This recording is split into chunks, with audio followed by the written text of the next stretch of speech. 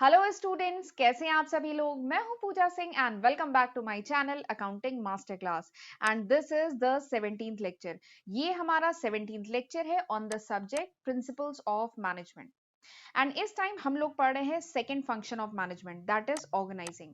और ऑर्गेनाइजिंग पे ये मेरा तीसरा लेक्चर है। 2 लेक्चर वीडियोस मैं ऑलरेडी अपलोड कर चुकी हूँ और मैं उम्मीद करती हूँ कि आपने जो पिछले मेरे 2 लेक्चर थे ऑर्गेनाइजिंग पे वो देख भी लिए होंगे। अगर नहीं देखे तो कोई बात नहीं, बट इस लेक्चर के बाद कोशिश करिएगा कि उन वीडियोस को भी देख लीजिएगा। ठीक है, तो चलिए एक बार शॉर्ट में देख लेते हैं कि अभी तक हम ऑर्गेनाइजिंग में क्या क्या पढ़ चुके हैं लेक्चर 15 लेक्चर 16 में। तो मैं आपको बता चुकी हूँ कि ऑर्गेनाइजिंग क्या होता है। We have studied the steps in the process of organizing. Importance पढ़ चुके हैं, ऑर्गेनाइजेशनल स्ट्रक्चर पढ़ चुके हैं, नीड क्या है ऑर्गेनाइजेशन स्ट्रक्चर का, बेनिफिट क्या है and how it is created, कैसे क्रिएट होता है। एंड उसके बाद हमने पढ़ा था टाइप्स ऑफ ऑर्गेनाइजेशन स्ट्रक्चर। ठीक है, एंड आज हम इसके आगे पढ़ेंगे। आज हम ऑर्गेनाइजेशन स्ट्रक्चर को डिटेल में डिस्कस करेंगे। ठीक है, तो चलिए फिर बिना टाइम वेस्ट किए हम आज का लेक्चर स्टार्ट करते हैं। Types of organization structure. तो मैंने लास्ट लेक्चर में आपको बताया था कि ऑर्गेनाइजेशन का नेचर क्या है, यानी ऑर्गेनाइजेशन किस टाइप की है, किस टाइप की एक्टिविटीज ऑर्गेनाइजेशन में परफॉर्म होती हैं। उसके बेसिस पे हम ऑर्गेनाइजेशन के स्ट्रक्चर को 2 कैटेगरी में कैटेगराइज कर सकते हैं। पहला है फंक्शनल स्ट्रक्चर। ठीक है, पहला है फंक्शनल स्ट्रक्चर, दूसरा क्या है डिविजनल स्ट्रक्चर। तो यही 2 मेन स्ट्रक्चर होते हैं ऑर्गेनाइजेशन के। तो इन्हीं दोनों का हमें डिटेल में पढ़ना है। तो इनके एडवांटेज डिसएडवांटेज सब हम डिटेल में आज के लेक्चर में पढ़ेंगे।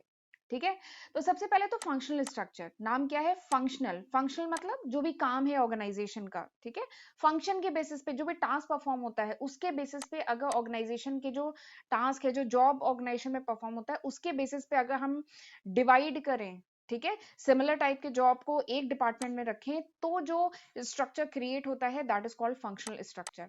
देखिए मैं लिखा है grouping of job of similar nature, यानी एक टाइप के नेचर के जो जॉब है उनको एक ग्रुप में रखें, उन्हें एक डिपार्टमेंट में रखें अंडर वन एग्जीक्यूटिव, एक मैनेजर के अंडर में उस डिपार्टमेंट की सारी एक्टिविटी को रखें, तो उसको कहा जाता है फंक्शनल स्ट्रक्चर।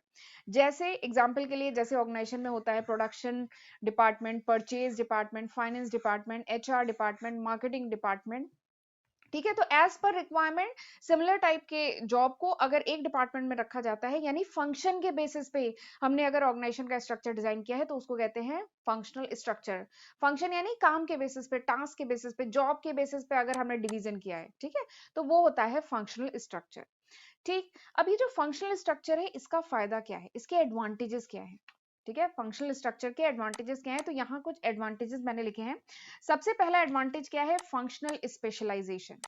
फंक्शनल स्पेशलाइजेशन देखिए, अगर फंक्शनल स्ट्रक्चर होगा यानी फंक्शन के बेसिस पे, टास्क के बेसिस पे अगर ऑर्गेनाइजेशन का स्ट्रक्चर डिजाइन किया गया है, यानी सिमिलर टाइप के टास्क को एक डिपार्टमेंट में अगर रखा गया है, तो इसका सबसे पहला फायदा होता है फंक्शनल स्पेशलाइजेशन। यानी ये जो पर्टिकुलर डिपार्टमेंट है ना, हर डिपार्टमेंट जो भी स्पेसिफिक फंक्शन परफॉर्म करता है उसमें वो स्पेशलाइज हो जाता है, उसमें वो एक्सपर्ट हो जाता है। जैसे एग्जांपल, जो परचेज डिपार्टमेंट है वो एकदम मार्केट का एक्सपर्ट होगा, उसे पूरा मार्केट का आइडिया होगा कि कौन सा प्रोडक्ट किस मार्केट में मिलता है और क्या सही रेट है, और इनकी निगोशिएशन स्किल भी बहुत अच्छी होती है जो परचेज डिपार्टमेंट के एम्प्लॉयज होते हैं। तो हर डिपार्टमेंट अपने काम में क्या होता है, एक्सपर्ट हो जाता है। जो फाइनेंस डिपार्टमेंट के एम्प्लॉय होते हैं वो एक्सपर्ट होते हैं फाइनेंशियल स्टेटमेंट को प्रिपेयर करने, उनको एनालाइज करने, रिपोर्ट बनाने, ठीक है, इन सब में वो एक्सपर्ट होते हैं। तो ये जो फंक्शनल स्ट्रक्चर है इसका सबसे पहला एडवांटेज है फंक्शनल स्पेशलाइजेशन, यानी हर डिपार्टमेंट जो भी स्पेसिफिक फंक्शन परफॉर्म करता है, क्योंकि वो टास्क वो बार बार परफॉर्म कर रहा है, ठीक है, सिमिलर टाइप का टास्क वो बार बार रिपीटेटिव एक्शन कर रहा है, इसकी वजह से वो उसमें स्पेशलाइज हो जाता है। ठीक है, this is the first advantage. दूसरा एडवांटेज क्या है, इफेक्टिव कंट्रोल एंड कोऑर्डिनेशन। ये जो फंक्शनल स्ट्रक्चर है ये हेल्प करता है ऑर्गेनाइजेशन को इफेक्टिव कंट्रोल में। इफेक्टिव कंट्रोल मतलब ये जो मैनेजिंग डायरेक्टर है हर डिपार्टमेंट पे अच्छे से कंट्रोलिंग कर पाता है, ठीक है, इस फंक्शनल स्ट्रक्चर में। प्लस इन डिपार्टमेंट के बीच में कोऑर्डिनेशन भी बहुत अच्छा एस्टैब्लिश हो पाता है। कोऑर्डिनेशन का क्या मतलब है कि जैसे एग्जांपल से समझाती हूँ, जैसे सपोज करिए मार्केटिंग डिपार्टमेंट है, ठीक है, एक बार मैं स्क्रीन क्लियर कर देती हूँ। सपोज करिए मार्केटिंग डिपार्टमेंट है, मार्केटिंग डिपार्टमेंट को एक ऑर्डर मिला, मार्केट से एक ऑर्डर मिला है कि सपोज करिए इसको 100 टेबल चेयर बना के देनी है 1 महीने में, ठीक है। तो मार्केटिंग डिपार्टमेंट ने एक अच्छा ऑर्डर ऑर्गेनाइजेशन में लेके आया, ठीक है। फिर ये प्रोडक्शन डिपार्टमेंट को कहेगा कि आपको ये बनाने हैं 100 table chair as per the जैसे कस्टमर की रिक्वायरमेंट है वैसा बनाना है। तो प्रोडक्शन डिपार्टमेंट फिर स्टोर में चेक करेगा कि इतना क्या रॉ मटेरियल हमारे पास है कि नहीं है। तो स्टोर अपने पास चेक करेगा, अगर होगा तो प्रोडक्शन डिपार्टमेंट को दे देगा, अगर नहीं होगा तो वो किसको बोलेगा, परचेज को बोलेगा कि परचेजिंग करके मार्केट से परचेज करके लाना है। फिर परचेज डिपार्टमेंट किससे कोऑर्डिनेट करेगा, फाइनेंस डिपार्टमेंट से करेगा कि इतना फंड रिलीज करो तब हम मार्केट से जो भी रॉ मटेरियल है, लकड़ी, फेविकोल और जो भी चीज है वो हम मार्केट से खरीद के लाए और फिर हम स्टोर में फिर उनकी मतलब उनका वैल्यूएशन वगैरह करके उन्हें स्टोर किया जाता है और फिर उसको प्रोडक्शन में इशू किया जाता है। ठीक है। वैसे ये चीजें कॉस्ट अकाउंटिंग जब मैंने पढ़ाया था डिटेल में ये सारी चीजें बताई थी, कैसे डिफरेंट डिपार्टमेंट आपस में कोऑर्डिनेट करके काम करते हैं, कैसे मटेरियल वैल्यूएशन होता है और कैसे मटेरियल कंट्रोल होता है, ये बेसिकली उससे रिलेटेड है। तो बेसिकली कंट्रोलिंग में हेल्प करता है। This functional structure and different department आपस में कोऑर्डिनेशन के साथ काम कर पाते हैं, एक दूसरे को कोऑर्डिनेट करके जो भी ऑर्गेनाइजेशन का ऑब्जेक्टिव है उसको अचीव कर पाते हैं। तो this is the second advantage. अब तीसरा एडवांटेज क्या है, तीसरा एडवांटेज फंक्शनल स्ट्रक्चर का ये है कि it help in improving the efficiency, organization की एफिशिएंसी इंप्रूव होती है इस स्ट्रक्चर से। ठीक है। ऑब्वियस सी बात है, देखिए हर डिपार्टमेंट, ये जो जितने भी डिपार्टमेंट है, production department, purchase department, finance department, हर डिपार्टमेंट में एक्सपर्ट लोग, एक्सपीरियंस्ड लोग जो इस काम के लिए एक्सपर्ट हैं। जैसे फाइनेंस डिपार्टमेंट में सीए वगैरह अपॉइंट किए गए हैं जो अपने फील्ड के एक्सपर्ट लोग हैं, एक्सपीरियंस लोग हैं। तो ये लोग अपने जो भी इनको टास्क है, जो भी इनका फंक्शन है, वो उसे बहुत अच्छे से परफॉर्म करेंगे। तो नो डाउट हर डिपार्टमेंट के में एक्सपर्ट लोग अपॉइंट किए गए हैं, और जो अगर एक्सपर्ट नहीं भी हैं तो भी वो रिपीटेटिव काम कर करके उस फील्ड में एक्सपर्ट हो गए हैं, तो अपने काम को बहुत अच्छे से इफिशिएंसी के साथ परफॉर्म कर पाते हैं। तो इससे क्या होता है, अल्टीमेटली पूरी ऑर्गेनाइजेशन की इफिशिएंसी क्या होती है, इंप्रूव होती है। ठीक है। तो this is the third advantage. Fourth advantage क्या है, अवॉइड डुप्लीकेशन। अगर फंक्शनल स्ट्रक्चर होता है ना तो डुप्लीकेशन नहीं होता है। डुप्लीकेशन का क्या मतलब है कि मतलब वेस्टेज ऑफ रिसोर्स नहीं होता, यानी ऐसा नहीं होता कि दो डिपार्टमेंट एक ही काम कर रहे हैं, ऐसा नहीं होता, डुप्लीकेशन नहीं होता। जैसे एग्जांपल बताती हूँ, सपोज करिए ये एक मैं एग्जांपल हमेशा फर्नीचर की फैक्ट्री का देती हूँ। तो सपोज करिए वही आपकी एक फर्नीचर की फैक्ट्री है, ठीक है, ये आपके ऑर्गेनाइजेशन का स्ट्रक्चर है। ठीक है। फिर आपको कुछ लैपटॉप खरीदने हैं, अपने जो फाइनेंस डिपार्टमेंट के जो एम्प्लॉयज हैं, ठीक है, आपकी ऑर्गेनाइजेशन और ग्रो कर रही है, आपको कुछ और लैपटॉप्स की जरूरत है, फाइनेंस डिपार्टमेंट के कुछ एम्प्लॉयज के लिए कुछ मार्केटिंग वाले लैपटॉप मांग रहे हैं। ठीक है। तो आपको अपने ऑर्गेनाइजेशन के लिए कुछ 50 लैपटॉप खरीदने हैं। ठीक है। तो ऐसा नहीं है कि हर डिपार्टमेंट अपना खुद से जाके मार्केट में जाके एनालिसिस करके लैपटॉप लाएगा। ठीक है। ऐसा नहीं है, देयर इज अ सेपरेट, आपने एक परचेज डिपार्टमेंट अपनी ऑर्गेनाइजेशन में बनाया हुआ है जो मार्केट का एनालिसिस करने, कौन सा प्रोडक्ट कहाँ मिलेगा, कहाँ सस्ता मिलेगा, और बार्गेनिंग स्किल इनकी बहुत अच्छी होती है। तो there is a separate purchase department, चाहे ऑर्गेनाइजेशन के रॉ मटेरियल लाना हो, लकड़ी, फेविकोल और सनमाइका ये सब लाना हो, चाहे लैपटॉप खरीदना हो किसी दूसरे डिपार्टमेंट के लिए, हर काम परचेज डिपार्टमेंट ही करेगा। तो इससे क्या होता है, it avoid duplication of work, वही यहाँ पे कहा है, इससे डुप्लीकेशन नहीं होता, यानी एक ही काम अलग अलग डिपार्टमेंट नहीं कर रहे होते हैं। ठीक है। तो फंक्शनल स्ट्रक्चर का ये फायदा होता है कि डुप्लीकेशन ऑफ वर्क नहीं होता है, और अगर डुप्लीकेशन ऑफ वर्क नहीं होता है ना, तो कॉस्ट ऑफ प्रोडक्शन जो होता है वो रिड्यूस होती है एंड इकोनॉमी ऑफ स्केल आती है। ठीक है। इकोनॉमी ऑफ स्केल अब ये एक अलग कॉन्सेप्ट है, ये इकोनॉमिक्स में खैर मैंने कवर किया है। क्या होता है, जब हम कोई चीज बल्क में परचेज करते हैं तो हमें पर यूनिट कॉस्ट कम पड़ती है ना, वही उसी से रिलेटेड ये कॉन्सेप्ट है। ठीक है। तो वैसे इकोनॉमी ऑफ स्केल एक बहुत अच्छा कॉन्सेप्ट है, आपको पढ़ना है तो इकोनॉमिक्स में एक मैंने वीडियो बनाया हुआ है। ठीक है। बट अभी यहाँ पे इतना समझ लीजिए, डुप्लीकेशन से क्या होता है, इकोनॉमी ऑफ स्केल आती है एंड कॉस्ट ऑफ प्रोडक्शन क्या होगा, per unit cost of production will reduce, क्योंकि डुप्लीकेशन नहीं होगा, ऐसा नहीं होगा कि दो डिपार्टमेंट मिलकर एक ही काम कर रहे हैं। ठीक है। नेक्स्ट जो एडवांटेज है that is ease in training, यानी ट्रेनिंग प्रोवाइड करने में आसानी पड़ती है। ठीक है। ट्रेनिंग यानी पर्टिकुलर डिपार्टमेंट को अगर ट्रेनिंग देनी है, जैसे प्रोडक्शन डिपार्टमेंट के एम्प्लॉयज को ट्रेनिंग देनी है, यानी यहाँ पे फोकस करना है केवल लिमिटेड स्किल्स पे, यानी प्रोडक्शन डिपार्टमेंट के जो एम्प्लॉय होंगे इनको अगर ट्रेनिंग देनी है तो केवल प्रोडक्शन रिलेटेड ट्रेनिंग प्रोवाइड करनी होगी। अगर फाइनेंस डिपार्टमेंट के एम्प्लॉय को ट्रेनिंग देनी है तो फाइनेंस से रिलेटेड जो सॉफ्टवेयर वगैरह हैं, जो नए कॉन्सेप्ट हैं, उनकी ट्रेनिंग देनी होगी। तो यहाँ पे ट्रेनिंग देना आसान होता है क्योंकि यहाँ पे लिमिटेड स्किल पे फोकस करना होता है। ठीक है, डिपार्टमेंट वाइज। तो ये इसका पांचवा एडवांटेज है। छठा एडवांटेज क्या है, प्रॉपर अटेंशन। ठीक है। अगर फंक्शनल स्ट्रक्चर है then different functions get due attention, यानी डिफरेंट जो फंक्शन है उनको एक प्रॉपर अटेंशन मिल पाती है, ये इसका छठा एडवांटेज है।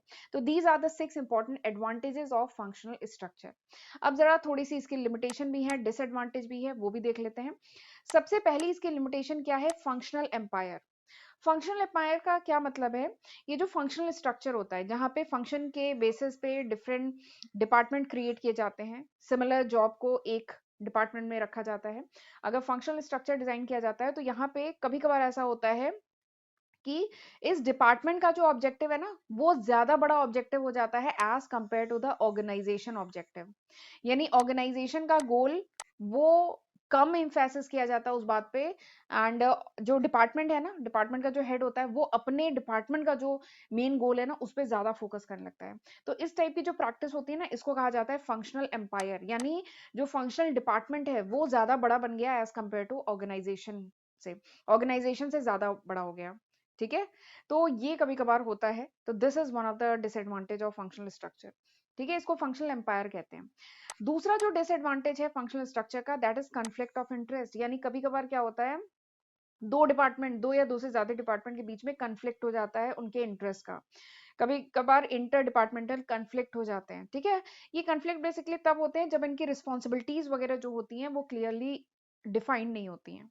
ठीक है, जैसे एग्जाम्पल बताती हूँ। एग्जाम्पल है कि सपोज करिए जो मार्केटिंग एंड सेल्स डिपार्टमेंट है, वो कह रहा है कि जो प्रोडक्ट है वो कस्टमर फ्रेंडली डिजाइन होनी चाहिए। जो प्रोडक्ट है उसकी जो डिजाइन होनी चाहिए वो कस्टमर के अकॉर्डिंग, कस्टमर ऐसा फीडबैक दे रहा है तो कस्टमर के अकॉर्डिंग डिजाइन होनी चाहिए। ठीक है, जबकि प्रोडक्शन डिपार्टमेंट कह रहा है कि नहीं, जो डिजाइन है वो हमने मतलब एक डिजाइन की हुई है, प्रोडक्ट ऐसा ही बनेगा। तो यहाँ पे मार्केटिंग और प्रोडक्शन डिपार्टमेंट के बीच में कन्फ्लिक्ट आ सकता है। या दूसरा एक और एग्जांपल आ रहा है दिमाग में कि जैसे सपोज करिए मार्केटिंग डिपार्टमेंट कह रहा है कि नहीं, जो कस्टमर है उसको हम 10% डिस्काउंट देंगे, प्रोडक्ट की प्राइस में 10% डिस्काउंट देंगे, जबकि फाइनेंस डिपार्टमेंट बोल रहा है कि नहीं, 5% से ज्यादा डिस्काउंट नहीं देना है। तो यहाँ पे क्या है, इंटर डिपार्टमेंटल कन्फ्लिक्ट आ जाता है। तो इस टाइप का भी देखा गया है फंक्शनल स्ट्रक्चर में। तो this is one of the limitation of functional structure. तीसरी लिमिटेशन क्या है, ये लिमिटेशन मुझे ज्यादा बड़ी लगती है, दैट इज इनफ्लेक्सिबिलिटी। इनफ्लेक्सिबिलिटी आ जाती है फंक्शनल स्ट्रक्चर में। इसका मतलब क्या है, जो एम्प्लॉय प्रोडक्शन डिपार्टमेंट में काम कर रहा है उसको अगर परचेज में ट्रांसफर करना पड़े, ठीक है, तो वो परचेज का काम उतने अच्छे से नहीं कर पाएगा, क्योंकि वो प्रोडक्शन डिपार्टमेंट के काम के लिए काफी मतलब एक्सपर्ट बन चुका है, वो कई सालों से प्रोडक्शन डिपार्टमेंट का ही काम कर रहा है। ठीक है, तो अगर कभी किसी एम्प्लॉय को शिफ्ट करना पड़ जाए दूसरे डिपार्टमेंट में तो वो अच्छे से काम नहीं कर पाएगा, वो इनफ्लेक्सिबल हो गया है, वो उसी डिपार्टमेंट के लिए अब वो सूटेबल है। ठीक है, तो थोड़ी सी इनफ्लेक्सिबिलिटी आती है फंक्शनल स्ट्रक्चर में। और एक चीज और है, जैसे जो फंक्शनल हेड्स होते हैं, जैसे प्रोडक्शन डिपार्टमेंट का जो हेड है, परचेज डिपार्टमेंट का जो हेड है, जो फाइनेंस डिपार्टमेंट का हेड है, अगर इनके हेड को ट्रांसफर करना पड़े टॉप मैनेजमेंट में, इनके जो हेड्स हैं अगर उनको प्रमोट करके टॉप मैनेजमेंट पे उन्हें ट्रांसफर करना पड़े, तो मतलब उन्हें दूसरे डिपार्टमेंट का इतना एक्सपीरियंस नहीं होता है। देखिए, ऑर्गेनाइजेशन का जो मैनेजिंग डायरेक्टर है ना, उसको हर डिपार्टमेंट के बारे में नॉलेज होनी चाहिए, तभी वो सारे डिपार्टमेंट को कंट्रोल कर पाता है। बट अगर परचेज डिपार्टमेंट का जो हेड है उसको अगर मैनेजिंग डायरेक्टर बना दिया जाए, तो क्या उसे फाइनेंस डिपार्टमेंट के बारे में या मार्केटिंग डिपार्टमेंट के बारे में पता होगा इतनी डिटेल में? तो मुश्किल है। ठीक है, तो ये थोड़ी सी लिमिटेशन है फंक्शनल स्ट्रक्चर की, कि यहाँ के फंक्शनल स्ट्रक्चर के जो एम्प्लॉयज होते हैं प्लस जो इनका हेड होता है, इसको केवल अपने डिपार्टमेंट के बारे में पता होता है, तो थोड़ी सी इनफ्लेक्सिबिलिटी होती है। नेक्स्ट जो डिसएडवांटेज है वो है डिफिकल्ट टू होल्ड अकाउंटेबिलिटी। इसका मतलब क्या है, सपोज करिए ऑर्गेनाइजेशन अपना गोल नहीं अचीव कर पाई, ठीक है, जो भी सेल्स टारगेट था उसे नहीं अचीव कर पाई, तो अब यहाँ पे अकाउंटेबिलिटी किसकी है? प्रोडक्शन ने सही काम नहीं किया, टाइमली प्रोडक्शन करके नहीं दिया, या सेल्स डिपार्टमेंट लैग कर गया, या फाइनेंस डिपार्टमेंट लैग कर गया, या परचेज किया। तो बेसिकली अकाउंटेबल कौन है? अगर ऑर्गेनाइजेशन अपना टारगेट नहीं अचीव कर पाई तो वो किसकी गलती से हुआ, ये फिक्स करना थोड़ा सा मुश्किल होता है फंक्शनल स्ट्रक्चर में। ठीक है, तो ये इसकी सिंपल सी 4 लिमिटेशन थी। आई होप आपको अच्छे से समझ में आ गई होगी। एक बार बुक से भी जरूर रीड करिएगा। ठीक है, अच्छा, मुझसे काफी बच्चे ये पूछते हैं कि मैम क्या ये वीडियो सफिशिएंट है? तो मैं एक बात कहना चाहूंगी, एग्जाम के लिए कुछ भी सफिशिएंट नहीं होता है। ठीक है, मैं आपको पढ़ा रही हूँ बट मैं सजेस्ट करूंगी कि आप लोग बुक भी पढ़ा करिए। बट अगर बुक पढ़ने से पहले आप अगर वीडियोस देख लेंगे ना, तो एक मतलब क्या लीजिए, आउटलाइन क्रिएट हो जाएगी और काफी हद तक आपके कॉन्सेप्ट क्लियर हो जाएंगे। बट बुक खुद से भी रीड जरूर करना चाहिए। ठीक है, तो ये वीडियो देखिए बट उसके साथ बुक भी पढ़िए। और एग्जाम में के पॉइंट ऑफ व्यू से तो मैं अगर बात करूँ ना, एग्जाम के लिए तो जितना पढ़ लो उतना कम है। और अगर मैं ग्रेजुएशन और मास्टर्स की बात करूं, जैसे बीबीए या बीकॉम या एमबीए या एमकॉम, ठीक है, इन सब की बात करूं तो चलो इसमें तो फिर भी मतलब एक पर्सन को मतलब एक बुक पढ़ लो काम चल जाएगा। लेकिन मेरे पास काफ़ी बच्चे कॉम्पिटिटिव एग्ज़ाम के हैं और वो भी यही सवाल करते हैं कि मैम क्या ये सफिशिएंट है? तो एक बात बता दूँ, कॉम्पिटिटिव एग्ज़ाम के लिए तो नथिंग इज़ सफिशिएंट, मतलब जितना पढ़ लो उतना कम है, ठीक है? तो इसलिए ना, मतलब मैं तो कहूँगी मेरा ही यूट्यूब चैनल नहीं, कई यूट्यूब, जितना अच्छा आपको कंटेंट मिल पाए यूट्यूब पे वो पढ़िए, जितनी अच्छी बुक्स मिल पाए वो पढ़िए, कोई ऑनलाइन अच्छा कंटेंट मिल पाए, कुछ ऑनलाइन जैसे मैंने देखा है कुछ पीडीएफ्स हैं, कुछ अच्छी बुक्स हैं ऑनलाइन भी, तो वो पढ़िए। तो जितना पढ़ पाए उतना पढ़ना चाहिए कॉम्पिटेटिव एग्जाम के लिए। ग्रेजुएशन मास्टर्स तो फिर भी एक बार निकाल लेंगे, ठीक है? तो ये डाउट क्लियर रखिए कि आपको बुक भी साथ में पढ़नी है। चलिए आगे बढ़ते हैं। अच्छा, आगे बढ़ने से पहले मैं आपको बताना चाहती हूँ कि this is the list of subject जो मैं आज की तारीख यानी फरवरी 2022 तक अपने चैनल पे अपलोड कर चुकी हूँ। एक बार वीडियो को पॉज करके ये सारे सब्जेक्ट देख लीजिएगा। इन सारे सब्जेक्ट की सेपरेट प्लेलिस्ट मैंने अपने चैनल पे बनाई हुई है और ये अभी तक है, यानी फरवरी 2022 तक है। अगर ये वीडियो आप कुछ महीने बाद देख रहे हैं या कुछ साल बाद देख रहे हैं तो इसमें कई नए सब्जेक्ट ऐड हो चुके होंगे। अगर सब कुछ ठीक ठाक रहा तो मैं हर दिन ही वीडियो डालती हूँ, ठीक है? तो इसमें कई नए सब्जेक्ट ऐड हो चुके होंगे। तो मेरा बस यही कहना है कि इन वीडियो लेक्चर्स का फायदा उठाइए, ये मैं आप लोगों के लिए अपलोड कर रही हूँ। आज की तारीख तक 350 से भी ज्यादा वीडियो लेक्चर्स मेरे चैनल पे अपलोडेड हैं।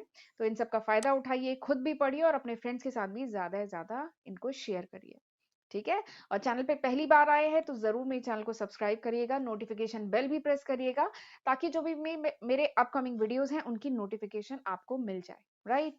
चलिए आगे बढ़ते हैं। Divisional structure. तो देखिए डिविजनल स्ट्रक्चर क्या होता है, जहां पे बेसिकली ये जो स्ट्रक्चर है उन ऑर्गेनाइजेशन में, उन बड़ी ऑर्गेनाइजेशन के लिए सूटेबल होता है जहां पे देयर आर मल्टी प्रोडक्ट, कई प्रोडक्ट हो, कई प्रोडक्ट लाइन हो। बेसिकली वो ऑर्गेनाइजेशन इस स्ट्रक्चर को फॉलो करते हैं, डिविजनल स्ट्रक्चर, ठीक है? जहां पे एक से ज्यादा प्रोडक्ट हो, ठीक है? इस स्ट्रक्चर में क्या होता है, job related to one product are grouped under one department. यहाँ पे क्या होता है, जो डिपार्टमेंट बनाए जाते हैं वो प्रोडक्ट के बेसिस पे बनाए जाते हैं। जैसे ये ऑर्गेनाइजेशन है, उसके 3 प्रोडक्ट है मार्केट में, प्रोडक्ट 1, प्रोडक्ट 2, प्रोडक्ट 3। तो प्रोडक्ट के बेसिस पे यहाँ पे डिपार्टमेंट बनाए जाते हैं, ठीक है? जबकि इससे पहले फंक्शनल स्ट्रक्चर पढ़ा था, तो वहां पे फंक्शन के बेसिस पे था, यानी marketing department, HR department, finance department था ना। लेकिन यहाँ पर क्या है, प्रोडक्ट के बेसिस पे। तो ये स्ट्रक्चर बेसिकली बड़ी ऑर्गेनाइजेशन में जहाँ पे मल्टी प्रोडक्ट होता है, कई प्रोडक्ट कंपनी के हैं मार्केट में, तो वहां पे ये स्ट्रक्चर फॉलो किया जाता है। जब जितने भी जॉब हैं, जितने भी टास्क हैं रिलेटेड टू वन प्रोडक्ट, ये जो प्रोडक्ट P1 है इससे रिलेटेड जितने भी टास्क है, चाहे वो मार्केटिंग के टास्क हो, प्रोडक्शन के टास्क हो, एचआर के टास्क हो, फाइनेंस के टास्क हो, उन सबको एक डिपार्टमेंट में रखा जाता है, तो उसको कहते हैं डिविजनल स्ट्रक्चर। यहाँ पे डिवीजन क्रिएट किया जा रहा है on the basis of product, product के बेसिस पे, ठीक है? तो दिस इज डिविजनल स्ट्रक्चर। और there is a separate division, ठीक है? जितने भी मेजर प्रोडक्ट होते हैं ना, उन सबके separate division, separate department, separate कह लीजिए बिजनेस यूनिट क्रिएट किए जाते हैं इसमें, ठीक है? और हर डिवीजन का एक डिविजनल मैनेजर होता है जो सारी फंक्शनल एक्टिविटी को मॉनिटर करता है, उन्हीं को कैरी आउट करता है, ठीक है? हर डिवीजन का एक डिविजनल मैनेजर होता है, ठीक है? अब ये देखिए मैंने आगे लिखा है इसमें, each department operates a multi functional unit, यानी ये जो जितने भी डिपार्टमेंट होते हैं ये मल्टी फंक्शनल यूनिट की तरह ऑपरेट करते हैं, ये सारे फंक्शन परफॉर्म करते हैं। यानी ये जो डिपार्टमेंट है, डिपार्टमेंट P1 यानी प्रोडक्ट P1 का जो डिपार्टमेंट है, इसमें प्रोडक्शन, वही बात जो अभी मैंने कही, इसमें प्रोडक्शन का भी काम होगा, परचेज का भी होगा, फाइनेंस का भी होगा, मार्केटिंग का भी होगा, सारे मल्टी फंक्शनल। देखिए यहाँ लिखा है ना, मल्टी फंक्शनल यूनिट की तरह काम करेगा, यानी इस डिवीजन में सारे फंक्शन परफॉर्म होंगे, जो इस प्रोडक्ट को कैरी ऑन करने के लिए जो भी फंक्शन यूजफुल है, सारे फंक्शन इस डिवीजन में परफॉर्म होंगे, ठीक है? यानी हर डिवीजन कैसे वर्क करता है, वर्क करता है वर्क करता है एज अ प्रॉफिट सेंटर। हर प्रोडक्ट, हर डिवीजन जो है एक प्रॉफिट सेंटर की तरह काम करता है, जिसका जो हेड होता है उसको कहते हैं डिविजनल हेड, और वो इस प्रोडक्ट के प्रॉफिट एंड लॉस के लिए, अपने डिवीजन के प्रॉफिट एंड लॉस के लिए रिस्पॉन्सिबल होता है, ठीक है? यहाँ पे क्या है, ये जो प्रोडक्ट्स हैं ये क्या है, अलग अलग डिवीजन है और ये काम करते हैं एज अ प्रॉफिट सेंटर, ठीक है? एक प्रॉफिट सेंटर की तरह काम करते हैं। अच्छा, एक चीज मैं यहाँ पे पूछना चाहती हूँ, ये प्रॉफिट सेंटर वर्ड सुना है पहले कभी? ये प्रॉफिट सेंटर मुझे याद आ रहा है, ये जब मैंने मैनेजमेंट अकाउंटिंग पढ़ाई थी तो वहां पे मैंने, मेरा एक वीडियो है रिस्पॉन्सिबिलिटी अकाउंटिंग। इवन आप अगर बीबीए या बीकॉम के स्टूडेंट हैं तो सेकंड ईयर या थर्ड ईयर में आप पढ़ेंगे एक सब्जेक्ट मैनेजमेंट अकाउंटिंग, ठीक है? मैनेजमेंट अकाउंटिंग मैंने भी इस पे अपने चैनल पे कवर की हुई है। तो मैनेजमेंट अकाउंटिंग में एक कॉन्सेप्ट आता है रिस्पॉन्सिबिलिटी अकाउंटिंग, ठीक है?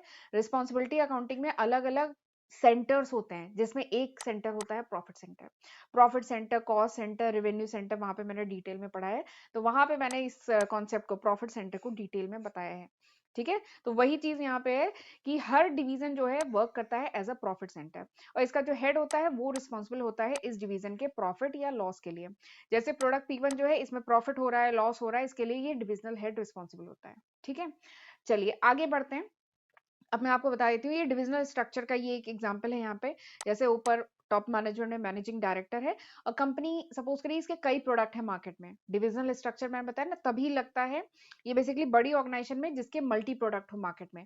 तो ये एक ऑर्गेनाइजेशन है जिसके कॉस्मेटिक प्रोडक्ट भी है मार्केट में, गारमेंट में भी ये काम करता है, फुटवेयर भी है मार्केट में, केमिकल भी, केमिकल इंडस्ट्री में भी ये है। ठीक है, तो इसने उसके बेसिस पे अपने अलग अलग डिपार्टमेंट बनाए हुए हैं, डिवीजन बनाए हुए हैं।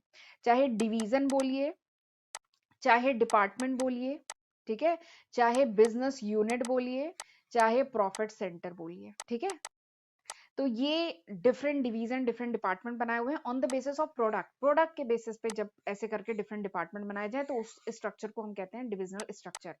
और इसमें मल्टी फंक्शनल यूनिट होती है। इसमें लिखा था ना मल्टी फंक्शनल यूनिट, यानी जितने भी फंक्शन है इस प्रोडक्ट से रिलेटेड, जितने भी फंक्शन है वो इसमें परफॉर्म होते हैं। मल्टी फंक्शन, ये मल्टीपल फंक्शन परफॉर्म करती है। जैसे कॉस्मेटिक डिपार्टमेंट है, इसके अंदर प्रोडक्शन का भी काम होगा, परचेज का भी होगा, फाइनेंस का भी होगा, HR का भी होगा, मार्केटिंग का भी होगा, सारे काम इसमें होंगे। ऐसे ही गारमेंट जो डिपार्टमेंट है उसमें भी सारे गारमेंट डिपार्टमेंट से रिलेटेड, गारमेंट डिवीजन से रिलेटेड सारे काम होंगे। तो मल्टी फंक्शनल होते हैं। ठीक है, तो दिस इज डिविजनल स्ट्रक्चर। अब इसके मैं एडवांटेजेस की अगर मैं बात करूं तो इसके 4 मेन एडवांटेज हैं। सबसे पहला मेन एडवांटेज क्या है? Product specialization. जैसे वहां पे फंक्शनल स्पेशलाइजेशन हो गया था ना, वैसे यहाँ पे क्या होता है? Product specialization. जैसे कॉस्मेटिक डिपार्टमेंट का जो हेड होगा, जो एम्प्लॉय होगा, वो क्या होगा? कॉस्मेटिक की कॉस्मेटिक जो है उसमें एकदम एक्सपर्ट हो चुका होगा ना। ये जो डिविजनल हेड है उसको बहुत ज्यादा एक्सपीरियंस हो चुका होगा, जितने भी कॉस्मेटिक प्रोडक्ट्स होते हैं, ठीक है, उन सबकी बहुत अच्छी नॉलेज उसको हो चुकी होगी। ठीक है, तो ये है, इससे क्या होता है? प्रोडक्ट स्पेशलाइजेशन आ जाता है। ठीक है, ऐसे ही गारमेंट डिपार्टमेंट जो है उसके जो एम्प्लॉयज होंगे, इनका जो डिविजनल हेड होगा, उसे गारमेंट इंडस्ट्री के बारे में, गारमेंट के बारे में बहुत अच्छी नॉलेज होगी। ठीक है, तो इससे प्रोडक्ट स्पेशलाइजेशन आ जाता है। और ये स्पेशलाइजेशन बेसिकली क्यों आता है? क्योंकि आपके पास दूसरा कोई काम, मतलब दूसरा काम नहीं है, आप उसी फील्ड में एक ही तरफ फोकस कर रहे हैं। देखो, हम किसी भी एक ही चीज पे फोकस करते हैं ना, तो हम उसमें स्पेशलाइज हो जाते हैं। तो बस कॉस्मेटिक वाले का काम है डिफरेंट टाइप के कॉस्मेटिक प्रोडक्ट्स पे फोकस करना, उन्हीं के फीचर्स देखना, उनमें मतलब उन्हीं को एनालाइज करना, तो वो उसमें एक्सपर्ट हो जाता है। तो वही है, प्रोडक्ट स्पेशलाइजेशन आता है इसमें। ये पहला एडवांटेज है। दूसरा क्या है? Greater accountability. दूसरा एडवांटेज क्या है? Greater accountability. तो डिविजनल स्ट्रक्चर में क्या होता है? हर product department, this is treated as a profit centre. ये मैं बता चुकी हूँ। हर प्रोडक्ट डिपार्टमेंट एक प्रॉफिट सेंटर की तरह वर्क करता है, और वो अकाउंटेबल होता है for its own profit and loss. यानी अगर कॉस्मेटिक डिपार्टमेंट में इस साल लॉस हुआ, सपोज करिए कॉस्मेटिक डिपार्टमेंट में इस साल लॉस हुआ, तो it is very easy to fix the responsibility. जबकि हमने पढ़ा था ना, फंक्शनल डिपार्टमेंट में अगर ऑर्गेनाइजेशन का गोल अचीव नहीं हुआ, तो किस डिपार्टमेंट की कमी रह गई वो फिक्स करना बहुत मुश्किल है। बट इस टाइप का अगर स्ट्रक्चर है, डिविजनल स्ट्रक्चर, तो अगर ऑर्गेनाइजेशन का पूरा गोल, अगर ये पूरी ऑर्गेनाइजेशन है, ऑर्गेनाइजेशन का पूरा गोल अगर अचीव नहीं हुआ, तो कौन से डिपार्टमेंट में कमी रह गई, तो ये जज करना, ये परफॉर्मेंस को मेजर करना यहाँ पे आसान होता है। तो यहाँ पे ग्रेटर अकाउंटेबिलिटी होती है। जैसे कॉस्मेटिक डिपार्टमेंट में इस बार लॉस हुआ, तो ये मतलब ट्रांसपेरेंट है, वो दिख रहा है। गारमेंट डिपार्टमेंट में प्रॉफिट हुआ, फुटवेयर में प्रॉफिट हुआ, तो हर डिपार्टमेंट अपना जो भी प्रॉफिट लॉस है ये क्लियरली सेपरेटेड होता है। ये हर डिपार्टमेंट एक प्रॉफिट सेंटर की तरह काम करता है, जो अपना प्रॉफिट लॉस खुद कैलकुलेट कर रहा है। तो इससे ऑर्गेनाइजेशन का जो ओवरऑल प्रॉफिट लॉस है, इसमें हर डिपार्टमेंट ने कितना कंट्रीब्यूट किया है या लॉस इनकर किया है, तो ये ज्यादा अच्छा क्लियरली इस स्ट्रक्चर में विजिबल होता है। तो वही है ग्रेटर अकाउंटेबिलिटी। तीसरा जो एडवांटेज है दैट इज फ्लेक्सिबिलिटी। ये जो डिविजनल स्ट्रक्चर है, इट प्रमोट्स द फ्लेक्सिबिलिटी। ये फ्लेक्सिबिलिटी को प्रमोट करता है। यानी इसमें क्या होता है? देखिए, फ्लेक्सिबिलिटी का मतलब ये है, जैसे मैंने जो फंक्शनल स्ट्रक्चर पढ़ाया था उसमें बताया था ना, एक डिपार्टमेंट के एम्प्लॉय को दूसरे डिपार्टमेंट के उसमें शिफ्ट कर दो तो प्रॉब्लम आ जाएगी। प्रोडक्शन वाले को परचेज में डाल दो, परचेज वाले को फाइनेंस में डाल दो, तो वो इतना फ्लेक्सिबल नहीं होता है। लेकिन यहाँ पे डिविजनल स्ट्रक्चर में क्या है? अगर फाइनेंस वाले को, यहाँ के कॉस्मेटिक डिपार्टमेंट के फाइनेंस वाले को गवर्नमेंट डिपार्टमेंट के फाइनेंस डिपार्टमेंट में डाल दिया जाए, ठीक है, तो क्या होगा, कुछ दिन थोड़ी सी शायद दिक्कत आ सकती है, बट बेसिक काम तो इनका सेम है ना, इनको फाइनेंशियल स्टेटमेंट ही तो बनाना है, इनको फाइनेंशियल स्टेटमेंट को एनालाइज ही तो करना है, मार्केटिंग वाले को प्रोडक्ट ही तो बेचने हैं, कस्टमर निगोशिएशन, कस्टमर से कम्युनिकेट करना, कस्टमर को कन्विंस करना, प्रोडक्ट डेमोस्ट्रेशन देना, ठीक है। बस यहाँ पे थोड़े से प्रोडक्ट वेरी कर जाएंगे, गारमेंट और कॉस्मेटिक में प्रोडक्ट वेरी कर जाएंगे, बट प्रोडक्ट तो सेम है, मार्केटिंग स्किल जो बेसिक चाहिए वो तो सेम रिक्वायर्ड है ना। तो यहाँ पे जो एम्प्लॉय होते हैं वो ज्यादा फ्लेक्सिबल होते हैं, ठीक है, वो एक डिपार्टमेंट से दूसरे डिपार्टमेंट शिफ्ट कर सकते हैं, तो there is a higher flexibility, ठीक है। नेक्स्ट जो एडवांटेज है that is expansion and growth, यानी ये जो डिविजनल स्ट्रक्चर है it facilitate expansion, diversification and growth, क्योंकि इसमें नए डिवीजन को आसानी से जोड़ा जा सकता है। जैसे इस एग्जांपल में अभी इस ऑर्गेनाइजेशन के केवल 4 डिवीजन है, cosmetic, garment, footwear, chemical, but अगर ये आगे चल के किसी एफएमसीजी सेक्टर में भी ये ऑर्गेनाइजेशन आना चाहे तो वो आसानी से आ सकती है, क्योंकि उसके पास ऑलरेडी एक्सपीरियंस है, वो ऑलरेडी इस तरीके के 4 डिवीजन ऑलरेडी रन कर रहा है, ठीक है, तो वो एक और आसानी से खोल लेगा, तो इसलिए यहाँ पे there is a higher possibility of expansion and growth, जबकि फंक्शनल में थोड़ी सी प्रॉब्लम आएगी, ठीक है। तो दीज आर द 7 एडवांटेज, 7 नहीं 4, ठीक है, एक्चुअली मेरा गला खराब हो रहा है तो चलिए आगे बढ़ते हैं। अब मैं आपको बताती हूँ जल्दी से disadvantage of divisional structure. Disadvantage क्या, डिसएडवांटेजेस हैं, क्या लिमिटेशन है इस स्ट्रक्चर की। तो सबसे पहली जो लिमिटेशन है डिविजनल स्ट्रक्चर की वो है डिपार्टमेंटल कॉन्फ्लिक्ट, ठीक है। तो देयर आर चांसेस, यहाँ पे चांसेस हैं कि जो डिफरेंट डिवीजन है, ठीक है, उनके बीच में कॉन्फ्लिक्ट होने के भी चांसेस होते हैं यहाँ पे। जैसे एग्जांपल के लिए, जब ये जो ऑर्गेनाइजेशन है, पूरी ऑर्गेनाइजेशन जब एलोकेशन ऑफ फंड कर रही हो, जब फंड एलोकेट कर रही हो डिफरेंट डिपार्टमेंट को, तो हर डिपार्टमेंट चाहेगा कि अपने डिपार्टमेंट का प्रॉफिट, क्योंकि हर डिपार्टमेंट एक प्रॉफिट सेंटर की तरह काम कर रहा है, उसको अपने डिपार्टमेंट का प्रॉफिट क्या करना है, मैक्सिमाइज करना है। तो वो चाहेगी कि ऑर्गेनाइजेशन, जब मेन जो टॉप मैनेजमेंट है वो जब एलोकेशन ऑफ फंड कर रहे हो, जब फंड एलोकेट कर रहे हो डिफरेंट डिपार्टमेंट को, तो हमारे डिपार्टमेंट को मैक्सिमम फंड एलोकेट करे, ताकि हम मैक्सिमम एक्सपेंशन कर सकें, हम प्रोडक्शन ज्यादा कर सकें, अपने एम्प्लॉय को अच्छा सैलरी वगैरह दे सके, ताकि वो मोटिवेटेड रहें और अच्छा काम कर सके, ठीक है। तो हर डिपार्टमेंट चाहेगा कि एलोकेशन ऑफ फंड, मतलब फंड उन्हें ज्यादा से ज्यादा मिले टॉप मैनेजमेंट से। तो there is a chances of departmental conflict, तो आपस में इनके डिपार्टमेंटल कन्फ्लिक्ट के चांसेस होते हैं। तो ये पहला डिसएडवांटेज है। दूसरा डिसएडवांटेज इसका क्या है, इट्स कॉस्टली, क्योंकि हर प्रोडक्ट डिवीजन, ठीक है, ये जितने भी डिवीजन है इनको अपनी खुद की जो फैसिलिटीज हैं, खुद के जो इक्विपमेंट है और जो एम्प्लॉयज हैं, ठीक है, ये इनको अपने जो स्पेशलिस्ट एम्प्लॉय हैं ये इनको मतलब खुद मेंटेन करने होते हैं, तो ये थोड़ा सा कॉस्टली पड़ता है। जैसे एग्जांपल बता रही हूँ, जैसे कॉस्मेटिक डिपार्टमेंट है, इसे अपना फाइनेंस का बंदा रखना पड़ेगा, मार्केटिंग का बंदा रखना पड़ेगा, ठीक है, परचेज का अलग बंदा रखना पड़ेगा, और गारमेंट को अपना अलग फाइनेंस का एक्सपर्ट रखना पड़ेगा, मार्केटिंग का अलग रखना पड़ेगा। बट अगर यही चीज ये जो फंक्शनल स्ट्रक्चर जो उसमें पढ़ा था वहां पे क्या है, फाइनेंस का जो पर्सन है, फाइनेंस का जो डिपार्टमेंट है, वो पूरे ऑर्गेनाइजेशन के जो भी फाइनेंशियल एक्टिविटीज हैं उसको कैरी ऑन करने में हेल्प कर रहा है। तो ये बेसिकली जो डिविजनल स्ट्रक्चर है ना, ये थोड़ा सा कॉस्टली पड़ता है, क्योंकि हर डिपार्टमेंट को, हर डिवीजन को अपना ओन सेटअप, पूरा अपना सेटअप खुद कैरी ऑन करना है, खुद मेंटेन रखना है, चाहे वो एम्प्लॉय हो, चाहे एम्प्लॉय का तो मैंने एक एग्जांपल बताया, चाहे वो एम्प्लॉय हो, चाहे कोई अदर फैसिलिटीज हो, चाहे कोई इक्विपमेंट हो। तो इससे क्या होता है, ऑपरेटिंग कॉस्ट बढ़ जाती है, ठीक है, ऑपरेटिंग कॉस्ट बढ़ जाती है अगर इस टाइप का डिविजनल स्ट्रक्चर है तो ये इसका दूसरा डिसएडवांटेज है। तीसरा डिसएडवांटेज क्या है, इग्नोर्स ऑर्गेनाइजेशनल इंटरेस्ट, यानी कभी कभार क्या होता है, जैसा हमने फंक्शनल में भी देखा था, कभी कभार क्या होता है, ये जो मैनेजर होता है, एक बार मैं स्क्रीन क्लियर कर देती हूँ।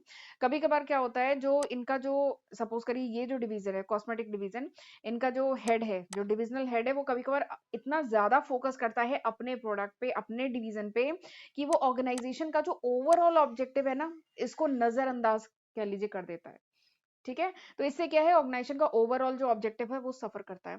हर डिपार्टमेंट केवल अपने बारे में ही सोच रहा होता है, अपने डिपार्टमेंट के प्रॉफिट लॉस को, प्रॉफिट को और ज्यादा मैक्सिमाइज करने के बारे में सोच रहा होता है। तो कभी कभार क्या होता है, ऑर्गेनाइजेशन का जो ओवरऑल ऑब्जेक्टिव होता है ना, वो अचीव नहीं हो पाता है, वो सफर करता है। तो ये इसका तीसरा डिसएडवांटेज है, ठीक है। तो ये इसके तीन तीन मेन डिसएडवांटेजेस थे। एक्चुअली मुझे थोड़ा सा कोल्ड भी हो रहा है, ठीक है और मेरा गला भी खराब है, तो इसलिए आज थोड़ी सी दिक्कत हो रही है। चलिए आगे बढ़ते हैं। अच्छा, अब मैं सोच रही हूँ कि जो फॉर्मल एंड इनफॉर्मल ऑर्गेनाइजेशन मुझे पढ़ाना है, और उसके साथ ही मुझे डेलीगेशन ऑफ अथॉरिटी पढ़ाना है, वो अब मैं अगले लेक्चर में कवर करती हूँ, ठीक है। तो एक बार देख लेते हैं आज के लेक्चर में हमने क्या पढ़ा है। तो आज हमने समझा ऑर्गेनाइजेशन का जो स्ट्रक्चर है वो कितने टाइप का होता है, तो 2 टाइप का, functional structure and divisional structure. दोनों के हमने एडवांटेज एंड डिसएडवांटेज डिटेल में डिस्कस किए हैं, ठीक है।